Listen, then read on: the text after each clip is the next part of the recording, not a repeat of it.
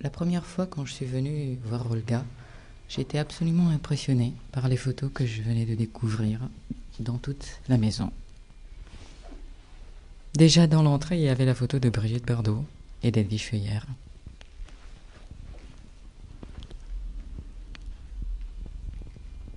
Et puis en allant vers la chambre, je découvrais peu à peu le monde du cinéma dans lequel elle avait vécu.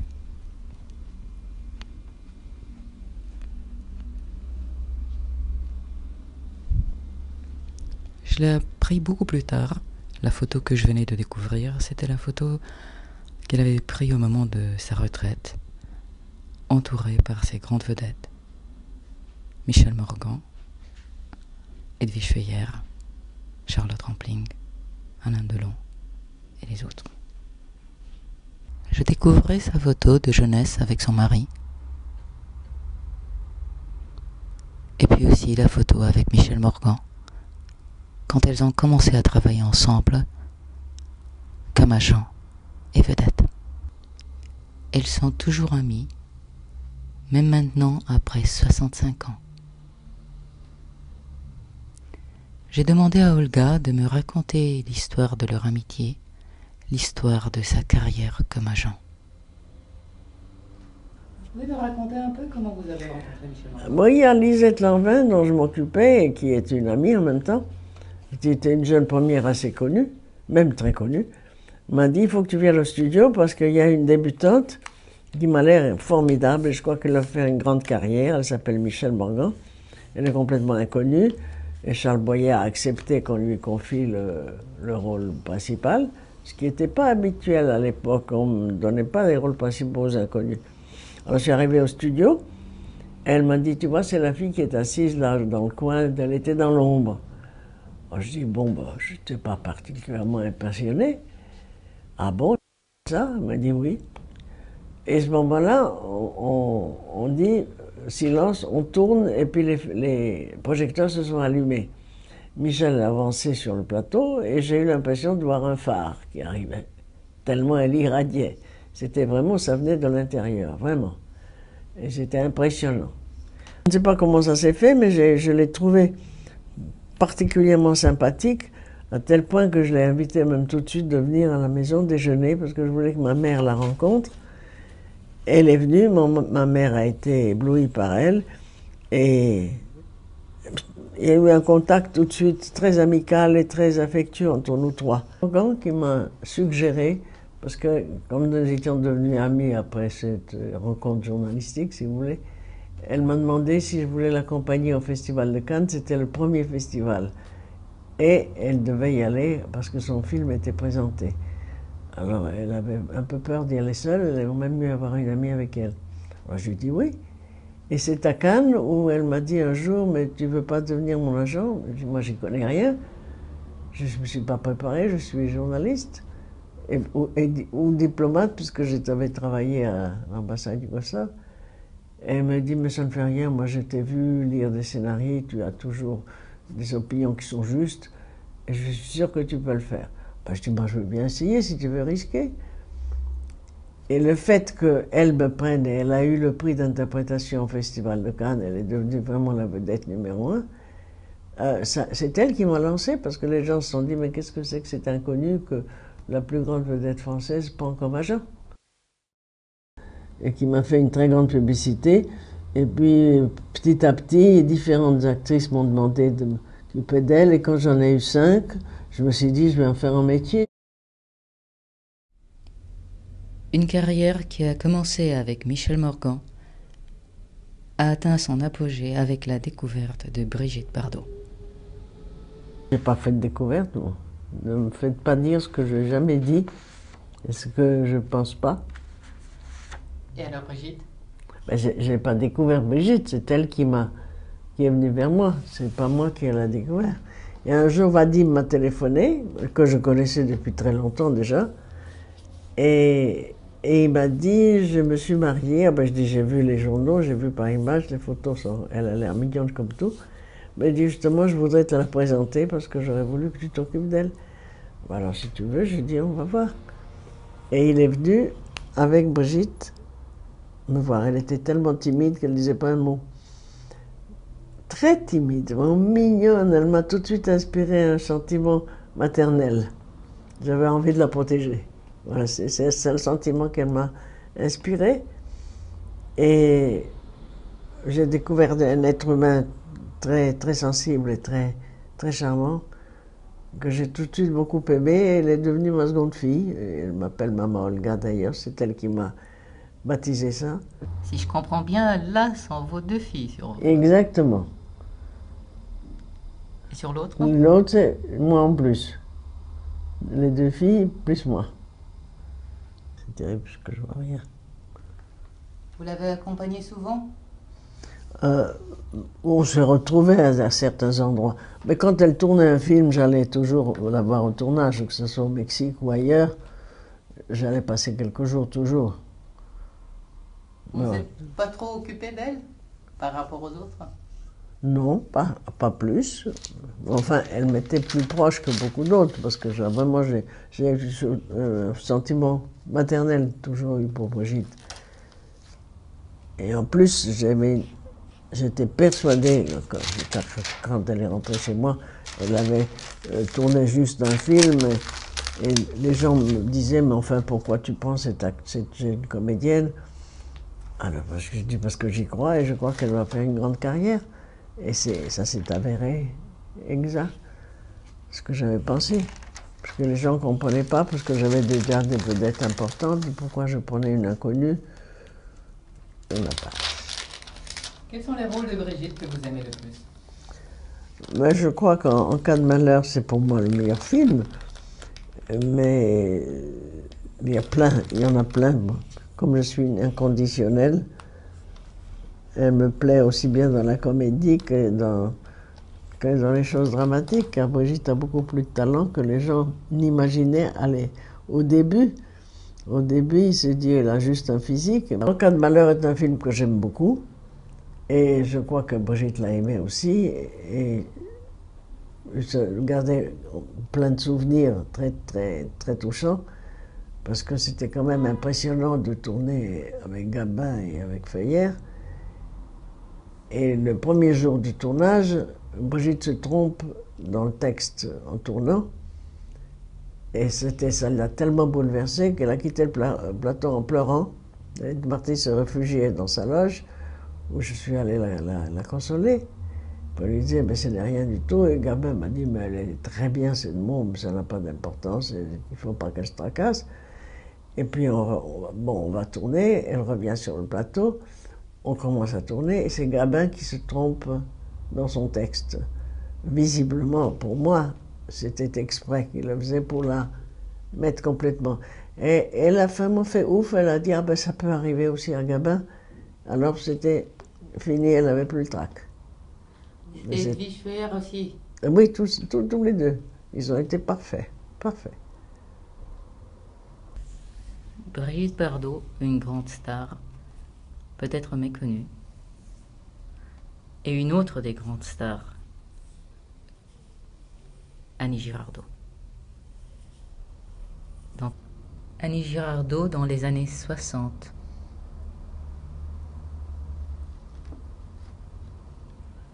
On la retrouve en mai 64 à Cannes.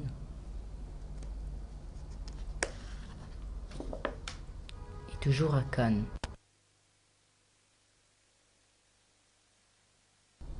Ça vous a fait de la peine quand elle vous a quitté? Oui, beaucoup, et surtout, je n'ai pas compris les raisons, car j'estime que j'avais bien fait mon travail et que je n'avais pas mérité ça. Et en plus, j'avais beaucoup d'affection et d'amitié pour elle. Elle m'a dit combien elle a regretté. C'est maintenant, quand elle s'est retrouvée, elle m'a dit combien elle a regretté cette décision qui lui a été plus ou moins imposée par quelqu'un de très, très proche.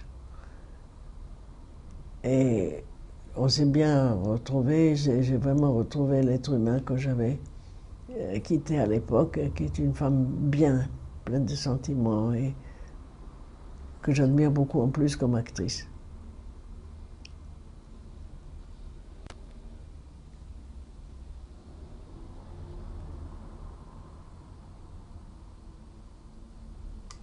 Une de vos plus grandes amies?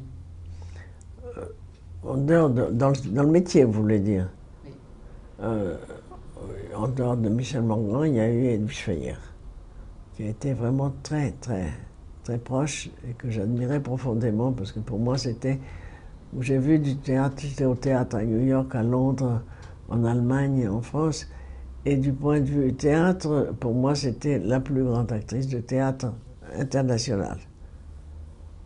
Et là, je rejoignais beaucoup Robert Kemp, qui était notre très réputé critique de théâtre, qui a dit à peu près des choses similaires sur elle. Ce que vous vous souvenez de plus, c'est le théâtre sur elle. Ben, oui, pour moi, d'abord, c'est ce que j'aime le plus, c'est le théâtre. Donc pour moi, ça compte toujours un peu plus que le cinéma. Quoique j'adore le cinéma aussi. Vous avez fait retourner Michel Morgan au théâtre aussi. Retourner, non, débuter au théâtre. Elle n'a jamais joué. Elle n'avait jamais joué, elle a joué la pièce avec Jean Marais. Elle était formidable. Moi, j'étais sûr qu'elle serait aussi bien au théâtre qu'au cinéma, parce qu'elle a un tel naturel dans son jeu que ça ne pouvait pas ne pas passer, c'est pas possible. Pourquoi aimez-vous le théâtre plus que le cinéma? Il n'y a pas de raison, c'est comme ça. Parce que le théâtre, pour moi, je sais pas, ça me donne plus d'émotion, c'est peut-être parce les acteurs sont là, je les vois, je les sens. Tandis qu'il y a l'intermédiaire de la caméra au cinéma. On n'est pas en contact direct. Comment ça se fait que vous avez plus de femmes comme actrices chez vous que d'hommes? Eh bien, je crois que comme c'est Michel Morgan, j'ai commencé avec elle, elle était une immense vedette, ça a attiré les femmes, le fait que je m'occupe de la première star. Je crois que ça a attiré les gens et c'est pour ça que ce n'était pas un choix. Il y a plus de femmes qui sont venues me demander de m'occuper d'elles que d'hommes. C'est tout. Et comment avez-vous compris votre métier d'agent? Ah ben alors ça, j'ai jamais réfléchi là-dessus. Mais en tout cas, pour moi, c'est un agent artistique. Pour moi, un agent doit être agent artistique. Il doit être l'avocat de l'acteur. Il doit être son protecteur. C'est son... Comment on l'appelle? Quelqu'un qui vous protège. Ah. Enfin, pour moi, il y a beaucoup de qualités à avoir. Et être surtout très honnête et ne pas penser seulement au gain que vous pouvez gagner sur un contrat, par exemple. Il faut d'abord voir si c'est bon pour l'acteur de le faire, de le jouer ou de le tourner. Et à partir de là seulement, les intérêts doivent rentrer en jeu. C'est un peu vous qui avez eu l'idée du film Un crime ne paye pas? Comment ça s'est monté? Non, j'ai pas eu l'idée. Non, c'était ici, j'étais avec Gérard Houry, qui était mon ami et mon poulain depuis très longtemps déjà. Et il avait envie de tourner quelque chose. Je lui ai dit, mais pourquoi tu ne fais pas un film à sketch? Ce serait une bonne idée, comme ça moi je pourrais te procurer plusieurs vedettes. Donc, si on trouve des sketchs qui conviennent, par exemple Michel Morgan, Edwige Feyer, Annie Girardot, et il y en avait encore une, je ne sais plus. Daniel Darieux. Darieux qui n'était pas chez moi, et Daniel Darieux, voilà, pour avoir essayer de trouver des sujets pour les quatre. Il a trouvé, parce qu'il est tellement plein d'idées, plein d'inventions, toujours merveilleusement bien. Et ce qui fait que l'affaire s'est montée très vite, c'était très facile de la monter. Avec lui, qui avait un talent immense, les histoires qui étaient bonnes et les quatre vedettes. Mon retraite a été volontaire, puisque j'étais mon propre patron, donc on ne pouvait pas me mettre dehors. Vu mon âge, il n'y avait que moi qui pouvais décider. Mais je dois dire que j'ai été très malheureuse au début, parce que ça me manquait terriblement. J'aimais beaucoup mon métier et ça me manquait, mais je pensais plus raisonnable de m'arrêter et de céder la place aux autres, tout en le regrettant vivement. Et comment vous sentez-vous maintenant, 10 ans après? Oh, ben maintenant ça va. Maintenant, il n'y a plus de problème. Mais c'est un métier, au fond, j'aurais très bien pu continuer de travailler parce qu'il n'y a pas d'âge pour être agent. Il ne faut pas être gâteux, c'est tout. Et pourquoi avez-vous arrêté?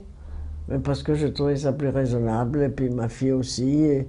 d'arrêter de travailler, car j'ai travaillé toute ma vie. J'ai commencé à 18 ans de travailler, je n'ai jamais arrêté. Alors il s'est dit que ce serait peut-être une bonne chose que je ne travaille plus. Est-ce qu'il y a des regrets dans votre métier sur ce que vous avez fait, que vous n'avez pas réussi à faire? Oh, il y a toujours des regrets sur des choses, mais je ne me souviens pas lesquelles, honnêtement. Alors, quelles sont les joies les plus grandes que vous avez eues? Les joies.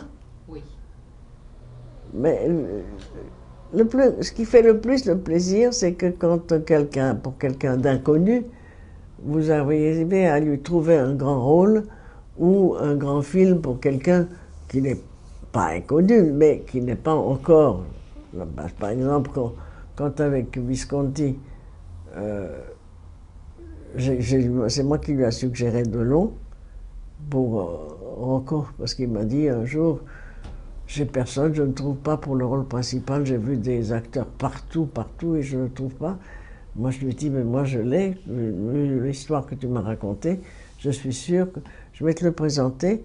Mais il dit, mais moi, je pars à Londres, je pars ce soir pour Londres. Je dis, ça ne fait rien, je l'amènerai à Londres. Et je suis allé avec Delon, qui était débutant, qui avait tourné juste un ou deux films, je crois.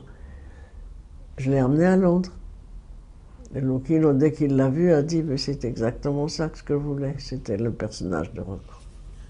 Mais ça, c'était le coup de chance que moi, je connaisse bien Lucchino, que j'ai rencontré Delon grâce à Edwige Feuillard qui me l'a suggéré parce il avait un petit rôle dans un film qu'elle tournait et elle m'a dit, viens au studio voir ce garçon, il va faire une grande carrière.